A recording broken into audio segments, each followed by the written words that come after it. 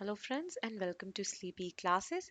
आज की वीडियो जो है काफ़ी ज़्यादा रेलेवेंट है क्योंकि ये एक ऐसा टॉपिक है जो कि बहुत ज़्यादा इम्पोर्टेंट होते हुए भी ऑफन इग्नोर कर दिया जाता है by the students of polity. And this is with regard to the appointment of chief justice of India.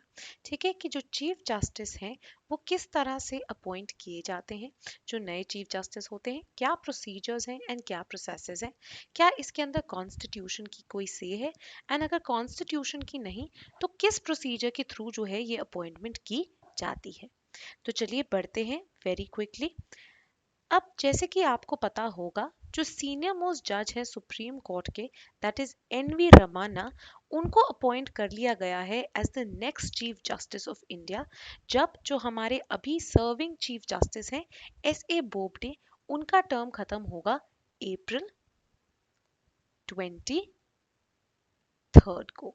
Right, so after his term gets done, जो हमारे नेक्स्ट चीफ जस्टिस जिनको रेकमेंड किया गया है by S A Bobde, that is N V Ramana. अब अगर बात की जाए कि किस तरह की अपॉइंटमेंट का प्रोसीजर होता है, तो सरप्राइजिंगली जो हमारी कॉन्स्टिट्यूशन है जो कि इतनी ज़्यादा डिटेल है, उसके अंदर कोई स्पेसिफिक प्रोविजंस प्रोवाइडेड नहीं है जो बात करते हो कि क्या क्राइटेरिया होना चाहिए, मतलब क्या क्वालिफिकेशंस होनी चाहिए, क्या स्पेसिफिक टेन्योर होना चाहिए फॉर अ सुप्रीम कोर्ट जज to become the chief justice of India, और ना ही कोई प्रोसीजर स्टेट किया गया है जिसके बेसिस पे उनको अपॉइंट किया जाए। आर्टिकल 124 क्लॉज 1 जो है बस कहता है कि there shall be a Supreme Court of India जिसके अंदर chief justice of India provided होंगे। इसके अलावा जो कॉन्स्टिट्यूशन है वो मियरली कहता है कि जो जजेस ऑफ द सुप्रीम कोर्ट है उनको अपॉइंट किया जाएगा by the president of India, and जो चीफ जस्टिस ऑफ इंडिया होंगे उनको भी प्रेसिडेंट द्वारा ही अपॉइंट किया जाएगा थ्रू कंसल्टेशन प्रोसीजर विद जजेस ऑफ सुप्रीम कोर्ट और हाई कोर्ट, जो भी उनको सही लगता है। तो एक तरह से कोई भी नेसेसरी या कोई भी एक सुपर इम्पोज नहीं किया गया है कि आपने यही प्रोसेस अपनाना है with respect to appointment of the CGI. अब क्योंकि there is no specific constitutional provision available, तो जो प्रोसीजर है of appointing the next chief justice of India वो मोस्टली कस्टम एंड कन्वेंशन के ऊपर रिलाई करता है। तो ये क्या कस्टम है जो कि फॉलो किया जाता है इंडिया में? जब भी जो इनकम्बेंट मतलब जो रिटायर होने वाले चीफ जस्टिस हैं, राइट, जब उनका रिटायरमेंट का टाइम पास आता है तो जो सीनियर मोस्ट जज होते हैं सुप्रीम कोर्ट के, उनको रेकमेंड कर दिया जाता है to become the next chief justice. और यहाँ पे मेन एम जो मेन चीज जिसके बेसिस पे उनको रेकमेंड किया जाता है, दैट इज सीनियोरिटी, है ना, जो सीनियर मोस्ट जज हैं। अब ये सीनियोरिटी का क्राइटेरिया क्या है, क्या ये एज द्वारा डिफाइंड है? तो नहीं, seniority here is not defined by age, but in fact कितने साल, मतलब the number of years that an individual has been serving as a judge of the supreme court. तो जितने ज्यादा साल वो सुप्रीम कोर्ट के जज रहे होंगे उससे उनकी सीनियोरिटी का जो है पता लगता है। अब क्या होगा अगर दो ऐसे जजेस हो जिनके इक्वल नंबर ऑफ इयर्स रहे हो, राइट? तो इन एन इंस्टेंट जब दो जजेस of the Supreme court exact same time तक सर्व कर चुके हों, राइट, बिकॉज उनको सेम दिन पे अपॉइंट किया गया था एज सुप्रीम कोर्ट जजेस, बाकी factors other factors will be use to determine कि who is the senior of the two जजेस, right? So criteria such as which judge has more years of experience in say the high court, या अगर उनमें से एक directly nominate किए गए थे to the bar, right? So इन क्राइटेरिया के बेसिस पे फिर सीनियोरिटी डिटरमिन की जाती है। इनफैक्ट हमारे जो फॉर्मर चीफ जस्टिस रह चुके हैं दीपक मिश्रा, उनके टाइम पे जो है ये इशू उठा था, राइट? वाई? बिकॉज दीपक मिश्रा जो थे एंड जस्टिस चलमेश्वर, राइट, दोनों के दोनों जो है सेम दिन पे अपॉइंट हुए थे, जिसके कारण what had happened was there was a debate कि कौन जो है ज़्यादा सीनियर है। then based on certain criteria it was decided that it is in fact justice Deepak Mishra, right, even though in age वो younger थे from justice चलमेश्वर, पहले जो है दीपक मिश्रा जो है वो हमारे चीफ जस्टिस बन गए थे। ठीक है, तो ये बात याद रखनी जरूरी है। नेक्स्ट अप वेरी इंपॉर्टेंट, जो प्रोसीजर है to appoint the next CJI वो कहाँ पे ले डाउन किया गया है? अब कॉन्स्टिट्यूशन में तो मौजूद नहीं है, ये दिया गया है in the memorandum of procedure जो कि है between the government and the judiciary. Now as per this memorandum of procedure पहले जो प्रोसीजर है उसकी शुरुआत की जाती है विद द लॉ मिनिस्टर जो कि रिकमेंडेशन मांगते हैं from the outgoing chief justice eight an appropriate time. तो जब उनकी रिटायरमेंट का डेट जो है पास आ जाता है तो लॉ मिनिस्टर जो है उनको कहते हैं कि आप अपने जो सक्सेसर हैं उनकी रिकमेंडेशन दीजिए। जो चीफ जस्टिस है वो अपनी रिकमेंडेशन देते हैं to the law ministry and again there can be a lot of debate also. ऐसा भी हो सकता है कि एक ब्रॉड अग्रीमेंट हो अमंग्स द सुप्रीम कोर्ट जजेस कि कौन जो है नेक्स्ट सीजेआई बनेगा।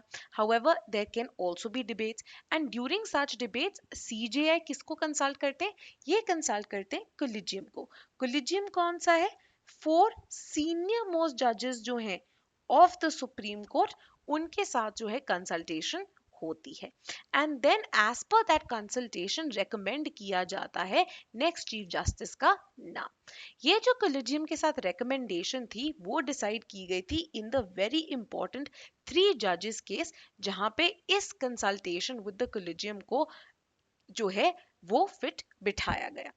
नेक्स्ट अप आफ्टर ये रिकमेंडेशन जो है पहुंचा दी जाती है टू द लॉ मिनिस्ट्री तो ये जो लॉ मिनिस्टर है फॉरवर्ड करते हैं इसको टू द प्राइम मिनिस्टर जो कि देन एडवाइस करते हैं प्रेसिडेंट को कि ये जो है आपके नेक्स्ट चीफ जस्टिस होंगे एंड प्रेसिडेंट जो है on a set date administer करते हैं oath of office to the new chief justice and वो जो है अपॉइंट हो जाते हैं as the senior most justice in India.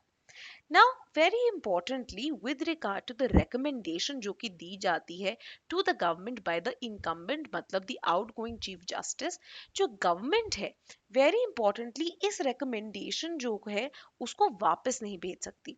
For example अगर सिर्फ सुप्रीम कोर्ट के जजेस अपॉइंट हो रहे हो right on the basis of collegium की रिकमेंडेशन तो जो नाम भेजे जाते हैं उनको ऑफन गवर्नमेंट वापस भी भेज सकती है कि हमें लगता है कि ये पर्सन जो आपने रेकमेंड किया है ये ठीक नहीं है राइट तो रिकंसिडरेशन के लिए वापस भेज सकती है। अगर कोलिजियम वापस वो नेम भेज दे तो गवर्नमेंट को उनको अपॉइंट करना ही पड़ता है। However unlike the case in supreme court जजेस चीफ जस्टिस की रिकमेंडेशन के रिगार्डिंग जो है उसे वापस नहीं भेजा जा सकता for reconsideration by the government. However, now जो मेमोरेंडम ऑफ प्रोसीजर है उसके अंदर कोई क्लैरिटी नहीं है कि उन्होंने नाम भेजा जो इनकम्बेंट आउटगोइंग चीफ जस्टिस है उन्होंने नाम भेजा बट जो गवर्नमेंट है उनको वो नाम पसंद नहीं आया राइट। सो तो मेमोरेंडम ऑफ प्रोसीजर के अंदर कोई प्रोविजन नहीं दिया गया है कि अगर गवर्नमेंट डिसएग्री कर दे with the outgoing chief justice recommendation तो क्या होगा राइट। हाउएवर प्रैक्टिकलिटी में हमने देखा है दैट जहां पे the government does not agree वहां पे the government has decided to have its way and such examples have also existed in the history of Indian polity since the establishment of the Supreme Court in 1950 अभी तक 47 chief justice रह चुके हैं India के including जो हमारे outgoing chief justice होंगे 23 April को that is S A Bobde. In all cases जो कन्वेंशन एंड कस्टम है वो फॉलो किया गया था where in the senior most जज was appointed. However in one case this did not happen in sorry 2 cases के अंदर ये जो है नहीं हुआ था। कौन से थे ये दोनों केसेस? दोनों ही केसेस जो है इनफैक्ट इंदिरा गांधी के टाइम पे ये अकर हुए थे right. First was with regard to justice A N Ray being appointed as the chief justice in 1973 even though justice A N Ray जो है फोर्थ थे in terms of seniority and he came after justice Shelat Hegde justice Hegde and justice Grover. Reason जो एक माना जाता है is that जो 3 senior most जजेस थे वो लैंडमार्क 1973 में आए केसवानंद भारती केस जो है जहां पे उन्होंने पार्लियामेंट के ऊपर बेसिक स्ट्रक्चर डॉक्ट्रिन लागू कर दी थी तो वो उस केस में इन्वॉल्व थे। सिमिलरली 1977 में ये सेकेंड इंसिडेंट हुआ जहां पे एम एच बेग जो है इनको चीफ जस्टिस अपॉइंट किया गया over and above the senior most जज who was justice H R Khanna.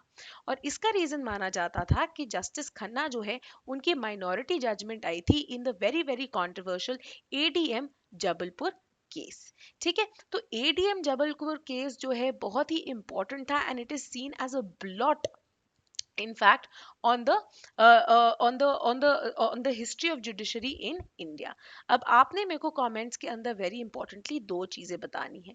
पहली चीज कि अब हम रिटायरमेंट की बात कर रहे हैं कि चीफ जस्टिस का टाइम जो है खत्म आ रहा है, तो क्या रिटायरमेंट एज है चीफ जस्टिस की। सेकंड आपने मुझे बताना है कि एडीएम जबलपुर जो कि एक ब्लॉट की तरह देखा जाता है, राइट, रिसेंटली इंडिया के अंदर एक बहुत ही इंपॉर्टेंट जजमेंट आई थी जो कि एक तरह से करेक्शन ऑफ एडीएम जबलपुर मानी जाती थी। तो आपने मुझे बताना है कि वो किस इशू के साथ डील करती है। Right now this is all for 2 minute series today. Thank you and keep watching 2 minutes. साथ ही मैं आपको बता दूं कि हमारी एनरोलमेंट जो है for the very holistic current affairs course वो शुरू हो चुकी है, जहाँ पे हम ऐसे ही करंट अफेयर्स को डिस्कस करेंगे with both prelims and mains analysis. उसकी डिटेल्स आप जाके हमारी वेबसाइट के ऊपर देख सकते हैं, या फिर टोल फ्री नंबर जो है 1800 890 3043 उस पे कॉल करके भी पूछ सकते हैं।